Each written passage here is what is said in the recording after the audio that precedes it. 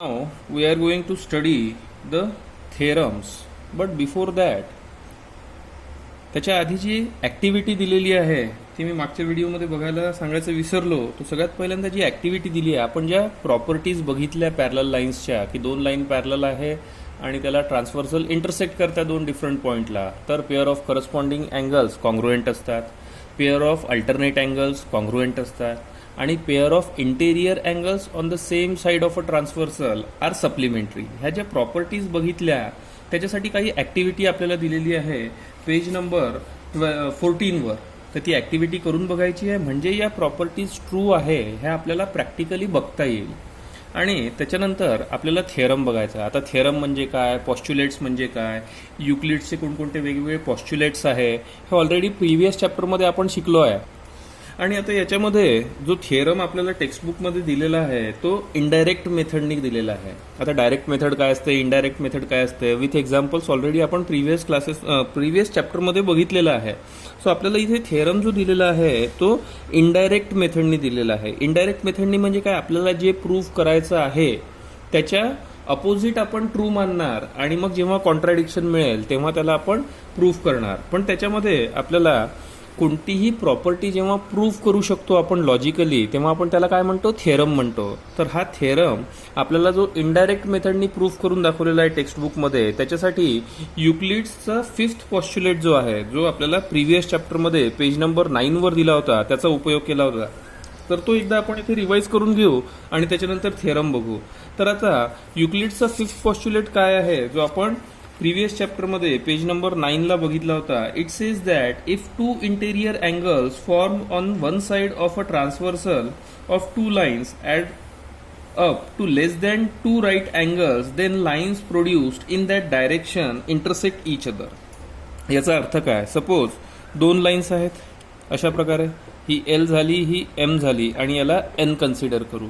तर युक्लिड्सनी काय म्हटलेलं आहे 5th पॉस्च्युलेटमध्ये, की अशी जर सिच्युएशन असेल की दोन लाईन्स आणि ट्रान्सव्हर्सल ही इंटरसेक्ट करते आहे आणि जे इंटेरियर अँगल्स फॉर्म होतील on the same side of a ट्रान्सव्हर्सलच्या सेम साईडला जे इंटेरियर अँगल्स फॉर्म होत आहेत, जसं याला मी नाव देतो अँगल 1 आणि अँगल 2. आणि मग काय म्हटलेलं आहे, जर या इंटेरियर अँगल्स जे फॉर्म झालेले आहे यांची सम, या दोघांची सम म्हणजे angle 1 plus angle 2 is equals to, यांची सम जर सम ऑफ टू 90 डिग्री अँगल्सपेक्षा जर कमी असेल, म्हणजेच काय 90 डिग्री म्हणजे काय, किंवा राईट अँगल म्हणजे काय 90 म्हणजे 180 डिग्री. सपोज यांची सम ही 180 डिग्रीपेक्षा जर कमी असेल, या दोन अँगल्सची सम 180 डिग्रीपेक्षा जर कमी असेल, तर आता हे ट्रान्सव्हर्सलच्या या साईडला फॉर्म झालेला अँगल आहे. तर या साईडला आपण जर या लाईन्स एक्सटेंड केल्या तर या इकडे कुठेतरी जाऊन इंटरसेक्ट होतील, असं त्या पॉस्च्युलेटचं म्हणणं आहे, त्या ट्रू स्टेटमेंटचा अर्थ आहे. तसंच या बाजूच्या जे अँगल्स फॉर्म होत आहे याला जर 3 आणि 4 म्हटलं, suppose sum of angle 3 plus angle 4 is less than 180 degree, या दोघांची सम जर 180 डिग्रीपेक्षा छोटी असेल तर या दोन लाईनला इकडे एक्सटेंड केल्यानंतर ते कुठे ना कुठे इंटरसेक्ट होतील. इन शॉर्ट, या पॉस्च्युलेटमध्ये युक्लिडनी काय म्हटलेलं आहे की हे जे इंटेरियर अँगल्स फॉर्म होत आहे either side of a transversal, जर हे सप्लिमेंटरी नसतील तर ह्या लाईन्स त्या बाजूला एक्सटेंड केल्यानंतर इंटरसेक्ट होतील, म्हणजेच याचा अर्थ की या दोन लाईन्स पॅरलल नाही आहेत, असा या पॉस्च्युलेटचा अर्थ होतो.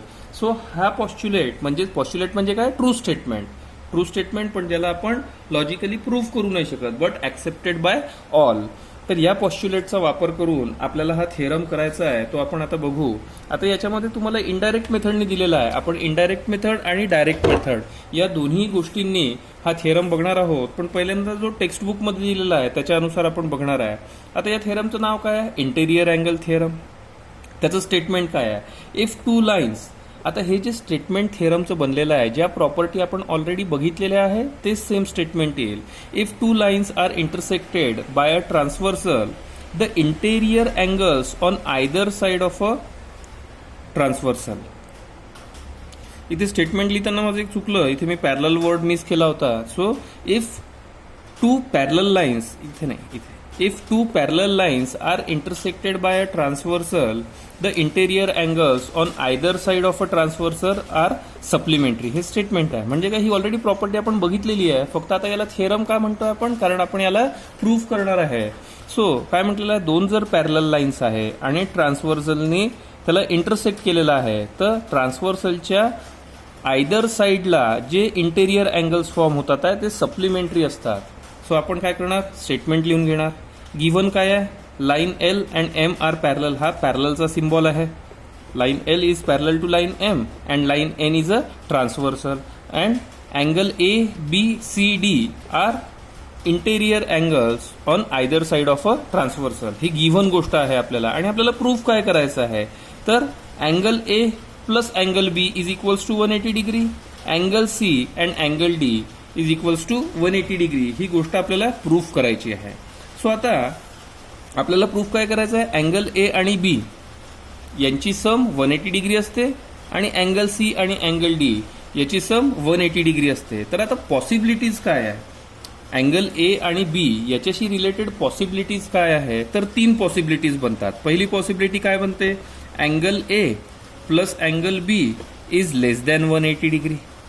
ही एक पॉसिबिलिटी असू शकते. किंवा सेकंड पॉसिबिलिटी काय असू शकते, angle A plus angle B is greater than 180 degree. ही एक पॉसिबिलिटी असू शकते. किंवा third, angle A plus angle B is equals to 180 degree. आता या आपण 3 पॉसिबिलिटीज का घेतो आहे, कारण हे इनडायरेक्ट मेथडनी प्रूव्ह केलेलं आहे, त्याच्यामुळे या 3 पॉसिबिलिटीज घ्यायच्या आहे. नेक्स्ट थेरम जो आपण बघणार आहे याचाच, जो डायरेक्ट मेथडनी करणार आहे, त्याच्यामध्ये या 3 पॉसिबिलिटीज घ्यायची गरज नाही आहे. तर आता आपण एक पॉसिबिलिटीबद्दल विचार करू आणि कसं आपल्याला प्रूव्ह करता येईल इनडायरेक्ट मेथडनी ते आपण बघूयात. तर जसं आपण पहिले ही फर्स्ट कंडिशन कन्सिडर करणार आहे. आता याच्यामध्ये काय म्हटलेलं आहे, समजा आपण या स्टेटमेंटला किंवा या पॉसिबिलिटीला ट्रू मानू, कारण इनडायरेक्ट मेथडमध्ये आपण तेच करतो. ज्या आपल्याला प्रूफ करायचं आहे त्याच्या अपोजिट स्टेटमेंट आपण ट्रू मानतो. आपल्याला प्रूफ करायचं आहे ए आणि बी ची सम 180 डिग्री असते, तर आपण त्याच्या विरुद्ध जे स्टेटमेंट आहे की ए आणि बी ची सम लेस दॅन 180 डिग्री आहे, ए आणि बी ची सम 180 डिग्रीपेक्षा मोठी आहे, हे ट्रू मानणार. तर या पहिल्या कंडिशनला आपण ट्रू जर कन्सिडर केलं, याला जर ट्रू कन्सिडर केलं तर काय होईल, सपोज ए आणि बी या 2 अँगल्सची सम 180 डिग्रीपेक्षा जर कमी असेल तर युक्लिड्सच्या 5th पॉस्ट्युलेटनुसार काय होईल, या 2 लाईन पुढे एक्सटेंड केल्यानंतर इंटरसेक्ट होतील according to 5th postulate of Euclid. But that is not possible. का पॉसिबल नाही आहे, कारण आपल्याला ऑलरेडी गिव्हन आहे की लाईन एल आणि एम हे पॅरलल आहे, हे ऑलरेडी गिव्हन आहे. So this statement can't be true, this cannot be true. आता मी इथे शॉर्टमध्ये लिहितो आहे, टेक्स्टबुकमध्ये डिटेलमध्ये दिलेलं आहे, त्याच्यातून पाहून तुम्ही ते लिहू शकता. ही कंडिशन ट्रू राहू शकत नाही. पहिल्यांदा आपण याला ट्रू कन्सिडर केली, मग ही जर ट्रू कन्सिडर केली तर ह्या 2 लाईन्स इकडल्या बाजूला एक्सटेंड केल्यानंतर, ज्या साईडला हे अँगल तयार झालेले आहे त्या साईडला एक्सटेंड केल्यानंतर इंटरसेक्ट होतील अकॉर्डिंग टू युक्लिड्स 5th पॉस्ट्युलेट. त्यांनी तेच म्हटलं होतं की याची सम जर 180 डिग्रीपेक्षा छोटी असेल आणि जर या लाईन्सला इकडे एक्सटेंड केलं तर ते इंटरसेक्ट होतील. सो अकॉर्डिंग टू युक्लिड्स 5th पॉस्ट्युलेट ह्या लाईन्स इंटरसेक्ट होतील. पण ते शक्य नाही आहे. का शक्य नाही आहे, कारण आपल्याला गिव्हन आहे की लाईन एल आणि एम हे पॅरलल आहे, म्हणजे हे ट्रू होणार नाही. तर याला आपण इक्वेशन नंबर 1 देऊ. आता सेकंड कंडिशन जी आहे ती ट्रू मानू. म्हणजे काय, angle A plus angle B is greater than 180 degree is true. जी सेकंड कंडिशन आहे त्याला ट्रू मानू आपण. आता याला जर आपण ट्रू मानलं तर आपण हे कसं खोटं ठरवू शकतो ते आपल्याला बघायचं आहे. त्याच्यासाठी आपल्याला काही कॅल्क्युलेशन्स करावे लागतील. जसं आपल्याला इथे दिसतं आहे अँगल ए आणि डी हे काय आहे, लिनियर पेअर अँगल आहे. अँगल सी आणि बी हे पण काय आहे, लिनियर पेअर अँगल आहे. तर आपण लिहू शकतो इथे angle A plus angle D is equals to 180 degree. Why, linear pair angle. ही एक स्ट्रेट लाईन आहे आणि या लाईनमुळे 2 अँगल तयार झालेले आहेत. सो हे नेहमी काय असतात, लिनियर पेअर अँगल सप्लिमेंटरी असतात. त्याच्यानंतर तसंच आपण लिहू शकतो angle B plus angle C is equals to 180 degree. या दोन्ही याचं रिझन काय येईल, linear pair angles. Linear pair angles. मग आता या दोन इक्वेशनला जर आपण ॲड केलं तर आपल्याला काय मिळतं? Angle A plus angle B plus angle C plus angle D is equals to 180 degree plus 180 degree. काय केलं आपण? ह्या दोन्ही इक्वेशन्सला ॲड केलं. इथे ए डी आहे, इथे बी सी आहे. So angle A plus angle B plus angle C plus angle D is equals to 180 degree plus 180 degree. म्हणजेच काय मिळेल आपल्याला? Angle A plus angle B plus angle C plus angle D is equals to 360 degree. हे मिळतं आहे आपल्याला. आता काय करू आपण? याच्यामध्ये थोडं मॉडिफिकेशन करू. Angle C plus angle D याचा एक ग्रुप बनवू, कारण हे ट्रान्सव्हर्सलच्या एका बाजूला आहे. Plus angle A plus angle B याचा एक ग्रुप बनवू इज इक्वल्स टू 360 डिग्री. आणि काय करू आपण आता? याला राईट हँड साईडला शिफ्ट करू. मग काय होईल? Angle C plus angle D is equals to 360 degree. याची प्लस साईन आहे, राईट हँड साईडला गेल्यावर काय होईल? मायनस साईन होईल. So that will be minus angle A plus angle B. ही सगळी सर्कस आपण कशासाठी करतो आहे? कारण आपण पहिली कंडिशन ऑलरेडी फॉल्स दाखवलेली आहे. आता आपल्याला या दोघांचे सम 180 डिग्रीपेक्षा मोठी आहे ही सेकंड कंडिशन आपल्याला फॉल्स करायची आहे. त्याच्यासाठी ही सगळी सर्कस सुरू आहे. त्याच्यामुळे आता बघा, आपण काय ट्रू मानलेलं आहे की अँगल ए प्लस बी हे 180 डिग्रीपेक्षा मोठी आहे. मग आता या 360 मधून आपण असा एखादा नंबर जर काढला, मायनस केला, ही काय आहे सम? आपण काय कन्सिडर केली आहे की angle A plus angle B is greater than 180 degree. So आपण मानून चालू समजण्यासाठी की ह्यांची सम जी आहे 180 डिग्रीपेक्षा मोठी आहे, तर आपण त्याला 200 डिग्री कन्सिडर करू.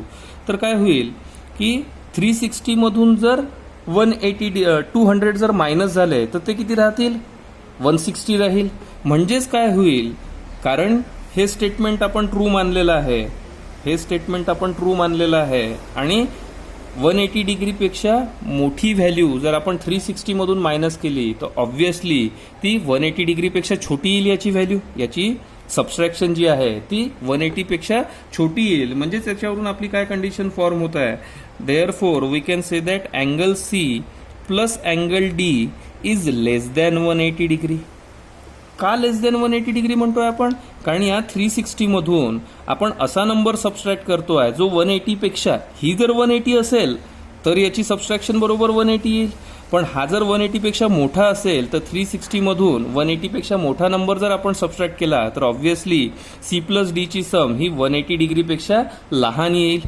म्हणजे आपल्याला ही कंडिशन मिळते. मग आता angle C plus angle D याची सम जर 180 डिग्रीपेक्षा छोटी झाली, angle C plus angle D याची सम 180 डिग्रीपेक्षा जर छोटी झाली, तर according to Euclid's fifth postulate याच बाजूला जर आपण ह्या लाईन्स एक्सटेंड केल्या, या साईडला जर या लाईन्स एक्सटेंड केल्या तर ते कुठे ना कुठे इकडे जाऊन इंटरसेक्ट होतील. पण ते पॉसिबल नाही आहे. का पॉसिबल नाही आहे? कारण की या दोन लाईन आपल्याला पॅरलल दिलेल्या आहे. मग जर हे पॉसिबल नाही आहे, if this is not possible, मग हे कशामुळे आलेलं आहे? या स्टेटमेंटला ट्रू अझ्युम केल्यामुळे आलेला आहे. म्हणून मग आपण म्हणू शकतो angle A plus angle be greater than 180 degree is also not possible. मग हे जर पॉसिबल नाही आहे तर ही जी आपली सेकंड कंडिशन आपण कन्सिडर केली होती की angle A plus angle B is greater than 180 degree, ही पण फॉल्स ठरते. मग उरला काय? थर्ड ऑप्शन उरला. जर ही कंडिशन, टोटल 3च कंडिशन पॉसिबल आहे की दोघांची सम 180 डिग्रीपेक्षा कमी आहे, दोघांची सम 180 डिग्रीपेक्षा जास्त आहे, आणि दोघांची सम 180 डिग्री एवढी आहे. या 3च पॉसिबिलिटीज आहे. तर या 3 पॉसिबिलिटीपैकी एकच कोणती तरी पॉसिबिलिटी ट्रू राहणार आहे. या 2 जर फॉल्स झालेल्या आहे तर याला आपण 1 म्हटलं, याला आपण 2 म्हणू. या दोन्ही कंडिशन जर फॉल्स दिसत आहेत आपल्याला. म्हणजेच काय, ही थर्ड कंडिशन जी आहे ही ट्रू होते आणि याच्यावरूनच आपण angle A plus angle B is equals to 180 degree हे प्रूव्ह करू शकतो. सिमिलरली आपण अँगल डी आणि सी हे प्रूव्ह करू शकतो. अशा प्रकारे आपल्याला इथे पेज नंबर 15 आणि 16 वर इनडायरेक्ट मेथडनी हा थिअरम प्रूव्ह करून दिलेला आहे. आणि आता आपण याला इनडायरेक्ट मेथड जरा किचकट जाते, तर हे आपापल्या क्लास टीचरला विचारायचं आहे की जर हा थिअरम आला तर इनडायरेक्ट मेथडनीच प्रूफ करणं गरजेचं आहे का. कारण आता याच्यानंतर आपण डायरेक्ट मेथड बघणार आहे, ती कम्पॅरेटिव्हली खूपच सोपी आहे. तशी ही पण इंटरेस्टिंग मेथड आहे, पण यांनी जर कन्फ्युजन होत असेल तर आपण बुकमध्ये दिली नाही आहे तरी आपण डायरेक्ट मेथड आता बघणार आहोत. आता आपण सेम थिअरम जो आहे तो डायरेक्ट मेथडनी बघणार आहे. सो आता डायरेक्ट मेथडनी जर बघतो आहे तर त्या थिअरमचं स्टेटमेंटही तेच राहणार आहे, डायग्रामही तेच राहणार आहे, गिव्हन आणि टू प्रूव्ह हे सगळंच्या सगळं सेम राहणार आहे. फक्त ज्या प्रकारे आपण आता प्रूव्ह करणार आहे ती मेथड वेगळी राहणार आहे. आधीची मेथड आपण इनडायरेक्ट मेथड वापरली होती आणि आता आपण डायरेक्ट मेथडनी करणार आहे. फक्त आता हे प्रूव्ह करण्यासाठी इथे आपण फक्त एवढेच अँगल, इथे अँगल्सला नावं दिलेले आहे जे आपल्याला कामाचे आहेत. पण आता आपण हा पण अँगल याच्यामध्ये यूज करणार आहे, म्हणून मी या अँगलला ई नाव दिलेलं आहे. सो आता आपल्याला गिव्हन काय आहे, तर आपल्याला गिव्हन आहे की लाईन एल आणि एम हे पॅरलल आहे आणि एन ही ट्रान्सव्हर्सल आहे. आणि आपल्याला प्रूफ काय करायचं आहे, angle A plus angle B is equals to 180 degree हे आपल्याला प्रूफ करायचं आहे इथे. तर आता 2-3 स्टेटमेंटमध्ये आपलं हे प्रूफ होणार आहे. ते कसं होणार आहे, आपल्याला आता लिहायचं आहे. सगळ्यात पहिल्यांदा आपण काय लिहिणार, अँगल ए आणि अँगल ई हे काय आहे, लिनियर पेअर अँगल आहे. सो आपण काय लिहू शकतो, angle A plus angle E is equals to 180 degree. याचं रिझन काय लिहिणार आपण, linear pair angle, linear pair angle. त्याच्यानंतर अँगल ई आणि बी ही कोणती पेअर ऑफ अँगल्स तयार होतात आहे, आठवा, करस्पॉन्डिंग अँगल्स आहे. आणि आपण प्रॉपर्टीज बघितल्या पॅरलल लाईन्सच्या की जेव्हा दोन लाईन ह्या पॅरलल असतात तेव्हा करस्पॉन्डिंग अँगल्स जे आहे ते कॉन्ग्रुएंट असतात. म्हणजेच आपण काय लिहू शकतो, angle B is equals to angle E. आणि याचं रिझन काय लिहिणार आपण, पेअर ऑफ करस्पॉन्डिंग अँगल,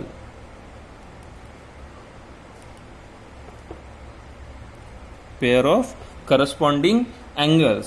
आता इथे तुम्ही जर लक्षात दिलं तर angle B is equals to angle E आहे, म्हणजे हे दोन अँगल्स कॉन्ग्रुएंट आहे. तर इथे ईच्या जागी मी बी सबस्टिट्यूट करू शकतो. सो सबस्टिट्यूट, याला आपण इक्वेशन नंबर 1 नाव देऊ, याला इक्वेशन नंबर 2 नाव देऊ.